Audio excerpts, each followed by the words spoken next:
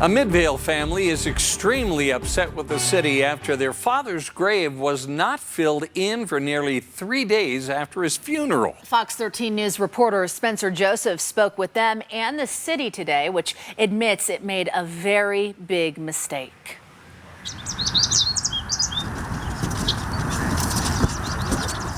Dad had an incredible sense of humor. He loved his family. Lawrence Raymond S. Garcia, also known as Larry Cruz, was many things. He was a military war veteran.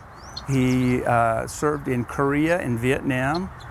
He was a volunteer Midvale City fireman. He was also a great boxer, frequently working security for the Utah Jazz. He was even a favorite of the one and only Michael Jordan when he was in town. So when he died last week, it was not only a loss to the community, but to Utah too.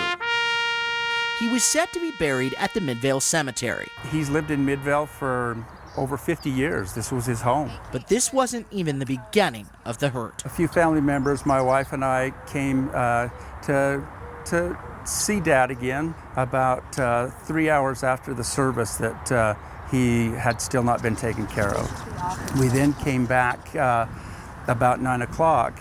And my husband said, don't walk on that. They haven't covered his grave yet. Despite calling through the weekend and 100-degree temperatures, their dad's grave was still not filled in. And that's how I'm going to remember my dad being buried, or not buried, to tell you the truth. They have taken something that was precious to me, that we worked really hard on, to give my dad his final tribute. And this is what I'm going to remember. I cannot express enough how badly we feel for the family. This was a mistake that has never happened before, should have never happened. Midvale finally filled in the grave Monday morning, saying staffing issues led to employees that don't normally handle funerals not knowing how to deal with tree roots and irrigation lines. But the city says no matter what happened, Midvale made serious and unacceptable mistakes, even if there are irrigation issues or whatever, that we always fill in a grave site. But it's a scar that Dan and Jody won't soon forget. No one should have to do that. No one. In Midvale, No one should have to see the vault, and no one should have to watch their loved one be buried. Spencer Joseph, Midvale failed us. Fox 13 News, And this is how I'm going to remember this. Utah.